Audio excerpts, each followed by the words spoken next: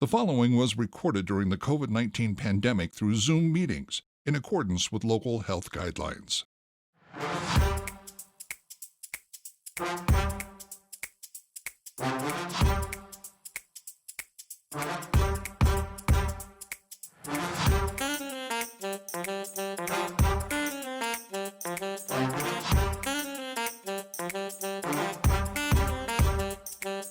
Hi, I'm Mike Maloney, and welcome to another CSRM podcast.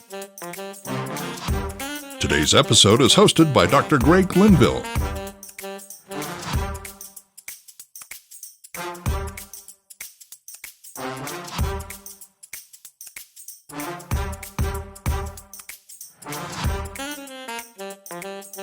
Hi, welcome back. We're with Dan Stoffer again, the elect, so to speak, CSRM's executive director. He's a co-director this year, will be the executive director come a year from now. And we're talking about the church that doesn't have quite all the resources. Sometimes it's called the small church, sometimes it's called the underserved church, what have you. But it's typically demographically that Dan has explained to us is 250 pre-COVID numbers, 250 or less.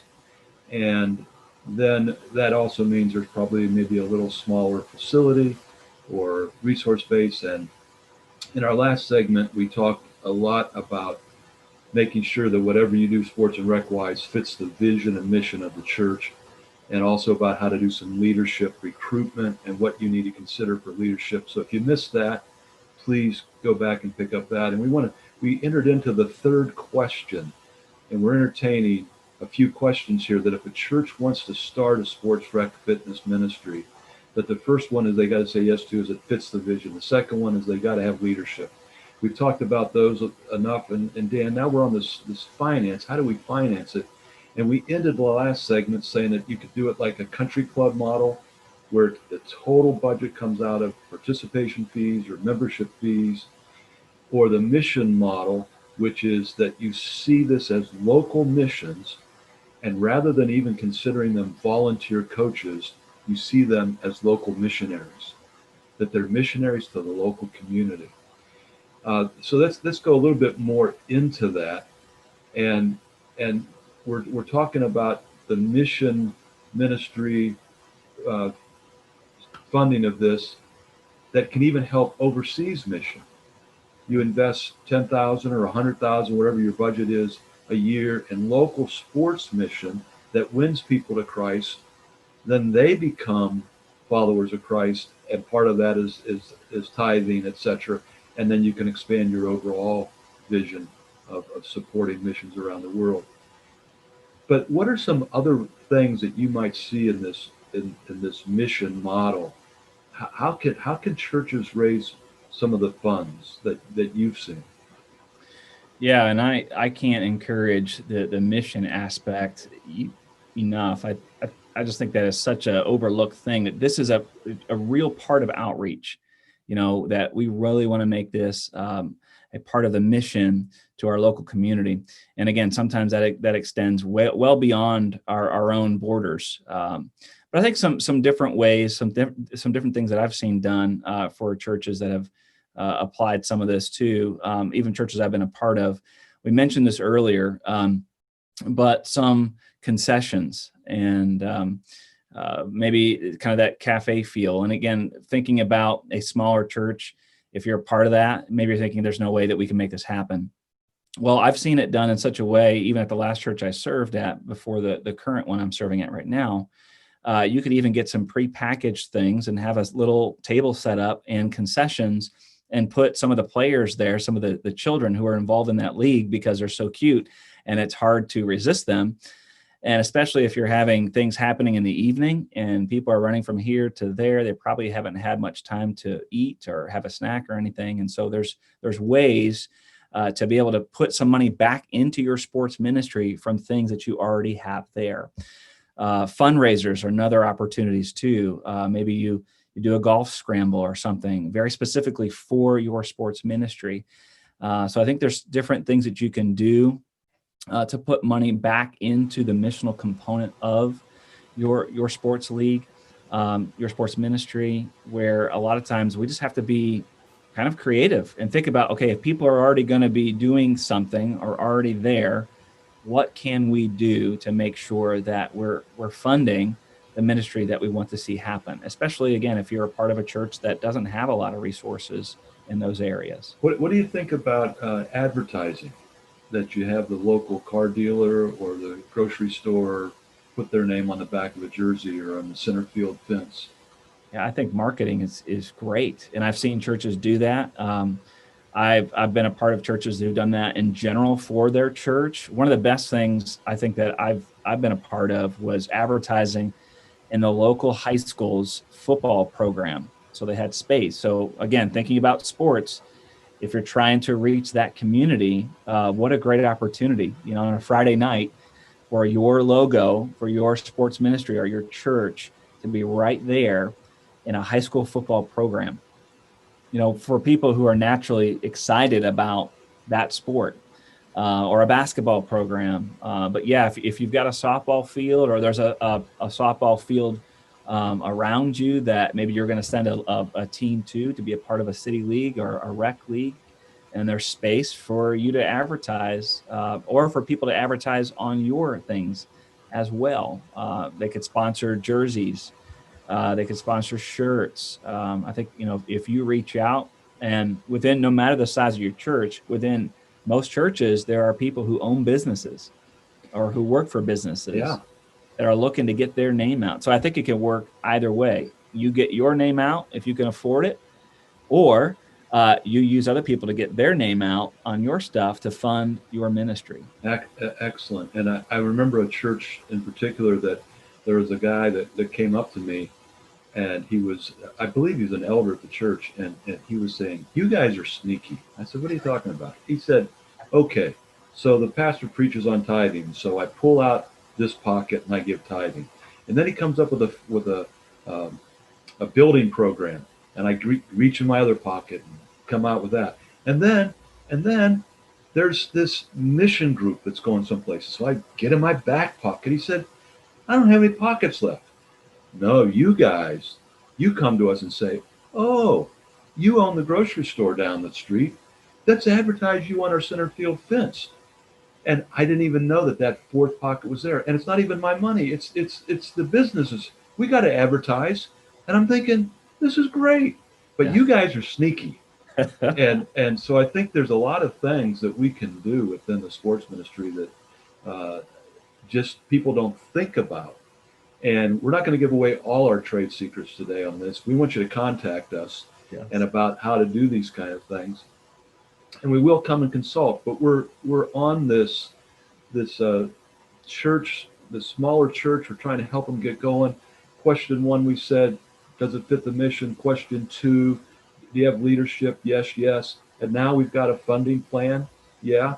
And I would say this before we move on to 4, Dan, that if you've got the vision down and you've got the leadership down, but you don't have the money, Yeah. I'd say pursue it. Mhm. I'd say pursue it because money follows the vision. Yes. Now, I don't think you should take $1 million note out on it, but I think you should. What do you think about that? I believe that 100%. I've been blessed to be very surprised by people who rang my doorbell with a check in their hand simply because I casted vision. And it was people that were very surprising. Like, I never thought they could give at that level. But you're exactly right. There's just something about vision. And I do think this is an untapped vision for a lot of churches. We are sports crazed in our culture. Yesterday afternoon, I put my feet up and I watched the Cleveland Browns play a very exciting football game, but it was over 3 hours, right? So I spent my time watching that along with a lot of other people, I'm sure, who are watching their favorite team on a Sunday afternoon, or the World Series that evening. A lot of people like sports. You mentioned this in the last episode. A lot of men. This is a great way to get men plugged in. And so maybe they're not comfortable leading a small group yet. Maybe they're not going to sing on stage. And those are the things we tend to highlight. Maybe they're not going to preach. Maybe they don't feel called to be one of the elders for your church. but they'll coach. And you cast vision, money follows. People find ways to support that. Especially, I found for parents, if they have something for their kids to be a part of that is constructive and positive and teaches them about God and is worth their while, they'll even volunteer to be a part of it and coach and serve and give. And so I think again, it is casting that vision. If you feel it, move forward. God could bless you with a way to fund that vision that you never expected. Well, that brings us to the fourth question, and that is, how does it fit within the overall church calendar and session? And I'll start with I learned this from a church in the Seattle area, and Jan Hedigan was the senior pastor, and he explained to me about how they did their softball league. And they had within their church, they had grown from one team to four, and it started every February, hot stove kind of time, and they would have a sign up, and they would then assign, they would have coaches and assistant coaches, which were really missionaries, and they would start with a draft, and people would sign up, and then they got drafted on these different teams. And it was based on a you and who concept. You was the person in the church. So now who is your who? Who are you reaching? You can't play in this league if you don't bring a friend. So right away, there's an outreach component to this. Yep. So April, they start to play. They play through the end of July and August. And then they move to what they call a Vesper in the park for all of September and into October. And they go to a different park. And 1 week they play volleyball, 1 week they play softball, another week they get the boats and the skis out. There's a lot of water in Seattle. And they would always have then a thought for the day that one of the staff members, typically the lead pastor, would give a 5-minute little devotion. At the end of that 5 or 6 weeks, then they would invite people to come to their Christmas program. And then at the Christmas program, they would invite people to do a New Year's resolution to check out what this church was about. So when they came in January for the 4 weeks, and it's kind of a church explored experience at a restaurant or off-site, and then they say, now we'd like you to get involved in our Lent, and that would mean that there's a sacrifice. We want you to come once a week, and now so we've moved from Christianity explored to now church explored and getting involved. And then you know what happens? Now you're a you. Yeah. Who's your who to come back to that draft in February and March? And they saw it as a complete circle. Your thoughts? Oh, I think that's fantastic. And, God has blessed us to have some natural things happen within our calendar and with seasons, unless you live in some strange country like Florida, like I did for a while, where there are no seasons. But for the most part, there's natural times to kind of develop an overall strategy. I think you are wise. Now, we don't want to outplan the Holy Spirit or plan him out, right? But we're wise to be planned. And I would encourage anyone, plan out an entire ministry year and more if you can, leaving room for the Holy Spirit. Doing those sorts of things help tremendously. The natural things like a Christmas Eve service, people are more open to spiritual things around those times. An Easter service, a fall outreach, and then just thinking through the natural seasons for sports. You already mentioned some of the spring sports. That's a great opportunity. Easter falls in line with that. And so how can you kind of gear people towards that? When you end a season, have a big celebration. And again, any church can do this. If there happens to be a former college athlete within your town, you might be thinking, I don't know how I'd ever pay anyone to come. Sometimes we just ask, and if they're a Christian, they might just come and not charge us anything. Or maybe there's a former pro athlete, same thing. Maybe there's a local high school coach who doesn't have necessarily a huge platform, but in the eyes of a lot of parents and especially students, that coach has a huge platform because they want their kid to play for him or her. And there's opportunity there. And if that person's a Christian, again, just trying to think through, can I invite this person at the end of the season to come be a speaker for kind of maybe a sports ministry Sunday, or to a banquet? I've seen a lot of sports ministries do that well. I tried to always make sure we had a banquet that would invite people to the next thing, the next league, the next big outreach service, the next festival. And so I think we need to plan out an entire year that way, incorporating our ministry, moving people through a process. Greg, I've heard you say from the field to the sanctuary, and from the gym to the sanctuary. And we're going to have a Tuesday talk here coming up soon. In fact, after this is released, I'm sure it'll already be out there on our social media channels, but a great resource through CSRM for you to follow up with, thinking through this overall process. We have to constantly think about next steps. And I would just encourage anybody listening to this too, as you think about next steps, do a handful of things well. Maybe you're not ready for everything else we mentioned here, but every fall, there's a fantasy football draft that happens for a lot of people. Well, why not incorporate a fantasy football league, which a lot of them can be done for free online.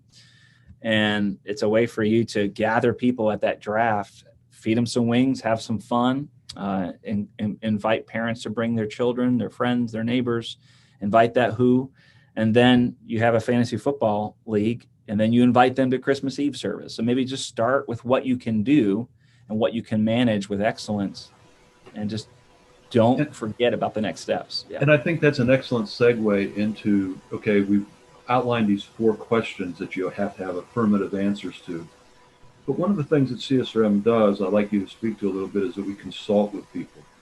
And when we do consult with churches, the leadership of churches, and what we do is we sit down and create a map with them. A map tells you where you are, where you came from, how you got there, where you can go.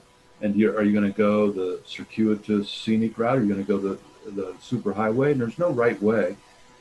But that map is made up of 2 basic things: your resources in your congregation and what the community needs.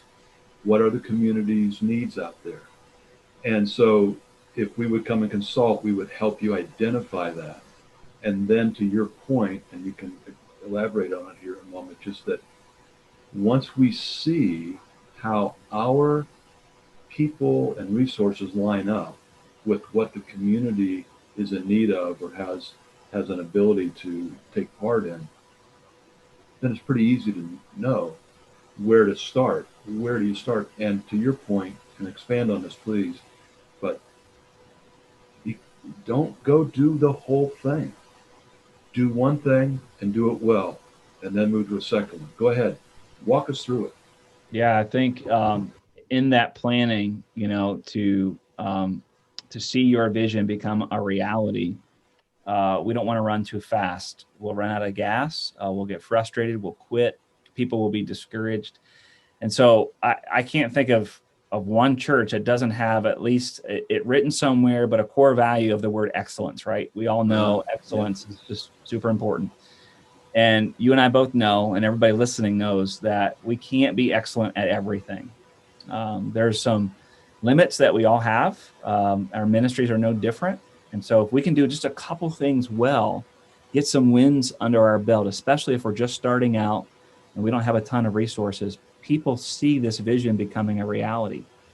And so maybe it is the first thing we're going to do is we're going to send a team to a local rec league, and we're going to play in that league, and our people are going to be light. We're going to invite people who are not associated with our church. We're going to invite that team back into our building for a banquet or whatever, to our Christmas Eve service. And we're going to see that as a win. And we're going to do a great job marketing this team. We're going to celebrate what has happened. We're going to treat people well. And so I think for anything, we have to map out those steps. And yeah, CSRM wants to help with that. We just want to make things as smooth as possible as we coach you in that. And if you've had any sort of coaching in anything in life, you know that when you have goals, a good coach is going to help you to figure out these are the steps that you need to take in order to reach that goal. Otherwise, it's just some pie in the sky dream. But those dreams come from God, especially when it comes to ministry. And I think a lot of times he uses voices, he uses our own wisdom, the wisdom in scripture, to figure out these are some steps we can take in order to reach that goal. Step by step, isn't Absolutely. it? And I remember that there was a church that came to us out of West Virginia, and the guy said, don't get me wrong, I love these guys, these kids. He was a youth minister, but he said, I've got 6 loser kids. Mm. That's just the only way I can describe it. What can I do to grow my youth group? Mm. And at that point, it was late summer. And I said, do you have any place that you could play touch football or flag football? He goes, well, yeah, we got the yard of the church. And so I said, well, go ahead and do that. And then afterwards, to your point, feed them some pizza and sit around and watch the college football games that afternoon on a Saturday afternoon. He called me back in November, and he said, I got 40 kids coming to youth group. Wow. And he said, but it's getting cold outside, and our board of trustees is livid because there's no grass in our yard anymore. And I said, well, do you have access to a gym? He goes, yeah, we got one in our church. I said, well, now you do volleyball in the morning for the girls and you do basketball in the afternoon for the boys, or vice versa, whatever they want to play, and you do it. And in between, you have a chili lunch every Saturday. And he called me back in like April and said, I got 90 kids coming to my youth group. What do I do next? I said, you don't need me. I need you. You're the one doing it. But I think that kind of what you're saying is let's just do one thing. Yeah. Grab hold of it. Make it exciting. Food always helps, and we can just keep growing it from there. And it's just amazing what can happen when we do that. That's what we can do with CSRM. We can come in, draw that map for you. Where should you go? But don't try to conquer the world in one day, one thing at a time, right? Your thoughts, Dan? No, I think it's the old illustration of this is more of a crock pot vision as Okay. opposed to a I microwave, like right? God gives us dreams and visions, and we really got into this whole ministry thing, whether we're a volunteer or paid or a part of any sort of church leadership, because we want to reach people. And that's a big, bold thing. And God puts things in our hearts. But if we just take it one step at a time, put it in that crock pot, let it simmer and cook slowly, again, to gain some wins and put some things under our belt. And by doing so, we earn trust with people. And it only allows our ministry to continue to go forward that way. That story that you just shared is so inspiring because that is exponential growth. But it didn't happen overnight. No. There was some coaching involved. He listened, and there's challenges with growth. Those are great. I think we'd all love to have those sorts of conversations with our boards, right? Like, what are we going to do with these kids and all these people that we're reaching? Yeah. And it just takes time. Well, we need to wrap this up and give us your overall insight. And if somebody wants to take their small church and just say, okay, I just need help, speak to that person out there. Yeah. I would encourage you, reach out to us. We're here for you, or reach out to someone. Of course, we are definitely here, and we think CSRM is great, but just reach out. And if it's us or somebody else, I think sometimes we just need to talk. I would say this: no one understands a minister or a pastor or a leader, a league director, a leader like somebody who is a league director, a leader, a pastor, a minister. And everybody on our staff has some experience with that, decades of ministry experience. I'm so humbled to be a part of this when I think about all the vast experience. You are not all on your own. So often in ministry, it feels like that. I think this pandemic has brought those feelings up in a lot of people, even if it's just a phone call. Even in this is a lot of our hearts here at CSRM. Even if it helps you to not quit, just call us, talk to us. God gave you a vision for a reason, and we want to help you. We don't have all the answers, certainly, but we have definitely things that can point you in the right direction. And we just want to help you to take those next steps. That's wonderful. And it's not going to look the same No. across the country or across the world, because you and your congregation has been given specific giftedness in the people you have, positionings, etc. And it's going to be different. We've got churches, like I said, in West Virginia, and they've got certified horse wranglers, and so they do horse ministries. And there's ones in Orlando, Florida, that have lakefront property. It's the home of Ski Nautique, and they're going to do water ski ministries. Colorado's going to do downhill or mountain biking. It's don't think that you've got to do it with a cookie cutter. Yeah. Your church is positioned uniquely, and God wants to have you experience what that is. And all you got to do is give Dan a call, get in touch with him. And I'm sure that the stuff's coming up on the screen to know how to contact him about that. Dan, we're excited about this small church initiative, and we want the word to spread that CSRM cares about all churches. Yes.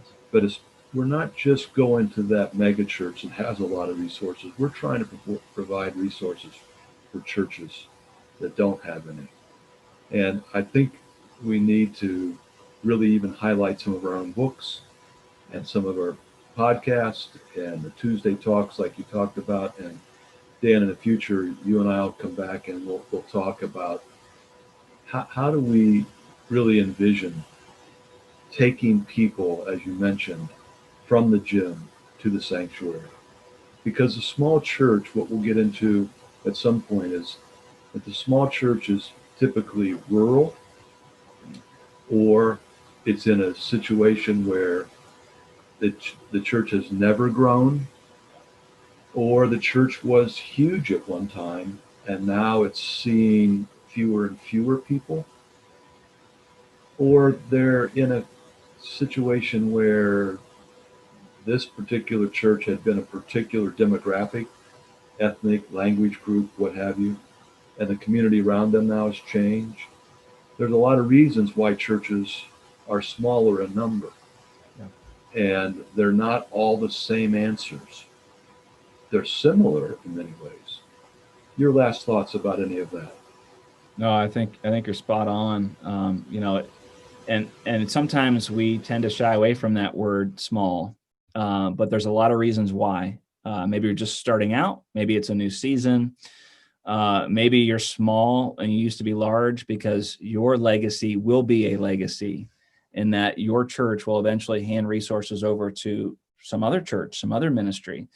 And so it doesn't necessarily mean it's a bad thing. And it can feel overwhelming because a lot of times the larger churches, those with those larger platforms, seem to be celebrated. But again, CSRM, we're just here to help anyone. And we want to help you to take those next steps to make your ministry the very best it can be. Absolutely. And by the way, those 4 steps can be applied at the large mega church as well as the small church. It's not just for the smaller churches. Well, Dan, it's been great to be with you. And we look forward to your continued leadership and future leadership within CSRM. We look forward to what God's going to do with small churches around the country and around the world. Thanks for being with us, and make sure that if you didn't tune into the previous podcast with Dan, they're available, they're archived. There's all kinds of podcast archived. There's all kinds of what we call Tuesday talks, which are conversations around some very, very significant topics that Dan helps lead as well. So we'll talk to you in the future with another podcast. Again, thank you. Thank you, Greg. I appreciate being a part of this.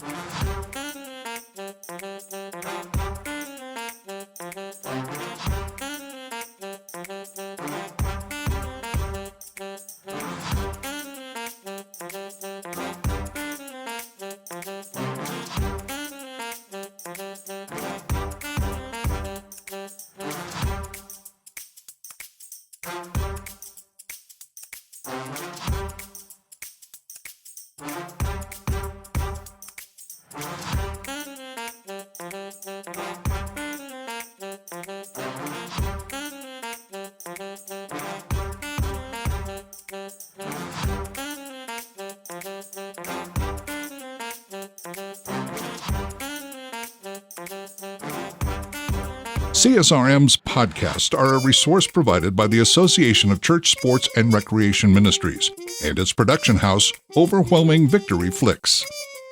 This episode was produced by Dr. Greg Linville and edited by Andrew Fouts. For more information about CSRM, visit csrm.org. For more information about Overwhelming Victory, visit overwhelmingvictory.org. For CSRM Podcasts, I'm Mike Maloney. Have a blessed day.